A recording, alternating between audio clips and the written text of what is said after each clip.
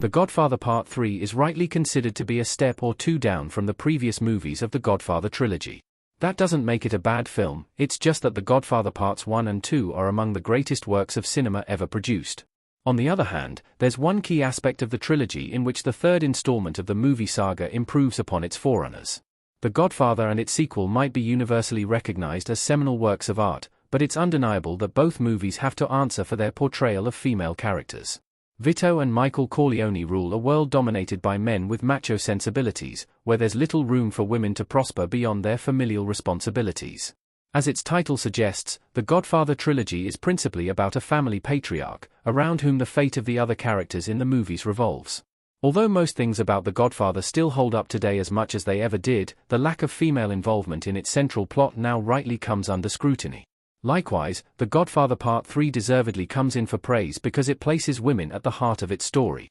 Female characters are limited to background roles in The Godfather and its sequel. The Godfather's women are important, but ultimately secondary. Although it could be said that Diane Keaton's Kay Adams Corleone is the unsung hero of The Godfather and its sequel, female characters aren't fundamental to the plot of the first two Godfather movies. The first film does begin with Connie Corleone's wedding, yet she has virtually nothing to say throughout the event. Instead, the main events of The Godfather's long opening sequence take place in Vito Corleone's office, or involve Michael Corleone explaining his family's backstory in lengthy monologues. Michael's girlfriend, Kay, is a bemused bystander who teases answers out of Al Pacino's character that he's more than happy to give anyway. It's true that Michael Corleone's character arc in The Godfather is changed by the death of Apollonia, his first wife, via a car bomb intended for him in Sicily. But she, too, barely utters a word throughout her appearance in the movie. She's simply cast as an accessory on Michael's arm, whom he falls for only because of her looks, and who has little to offer as a character herself. Later, Connie Corleone's marital troubles become a factor in the death of the eldest Corleone son, James Caan's Sonny Corleone, but Connie herself has no conscious part in what happens.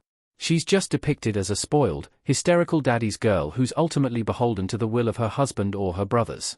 Meanwhile, The Godfather Part 2 involves its female characters even less.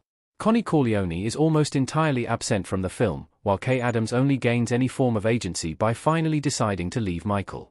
Carmela Corleone, Vito's wife, plays an important role in her son Michael's worst crime in the Godfather movies, but she does so simply by dying, allowing the new Don Corleone to murder his own brother, Fredo, without any recriminations from his mother.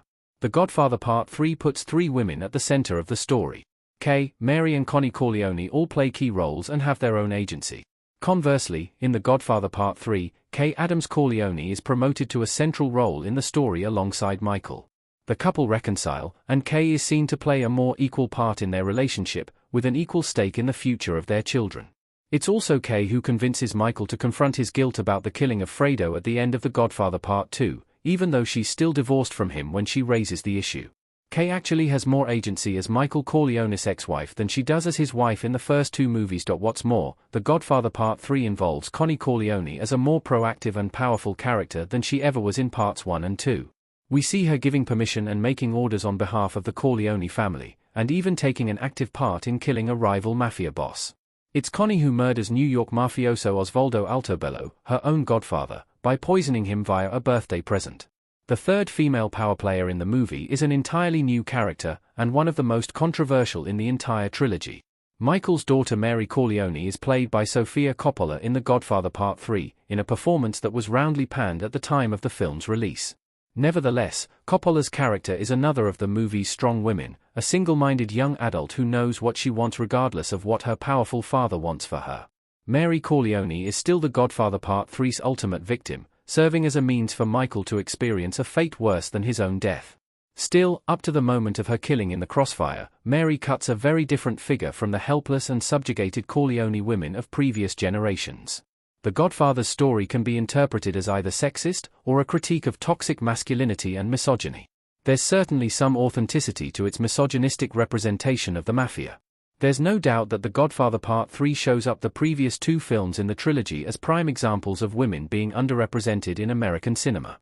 However, there is an argument that the Godfather movies are simply an accurate representation of the Sicilian American mafia, including its rampant misogyny. Scenes in both movies clearly demonstrate that their male characters are intended to be bad examples of masculinity, from Sonny's callous disregard for his own wife and family to have sex with Connie's maid of honor at her wedding, to Michael's treatment of Kay and his children in the final act of The Godfather Part 2. There's even Vito Corleone's assertion, "You should never come between a man and his wife," in a deleted scene of The Godfather. At multiple points in the trilogy, characters discuss their preference for having a son over a daughter. These things obviously aren't worked into the movies with uncritical eyes. The Godfather trilogy very deliberately critiques the macho culture of the mafia, as well as other aspects of its morality. Whether the movies are critical enough or leave too much up to the viewer when portraying blatant acts of sexism and female oppression is up for debate. Either way, it's hard to argue with the realism and artistry they employ to represent the world of real-life mobsters and develop their stories.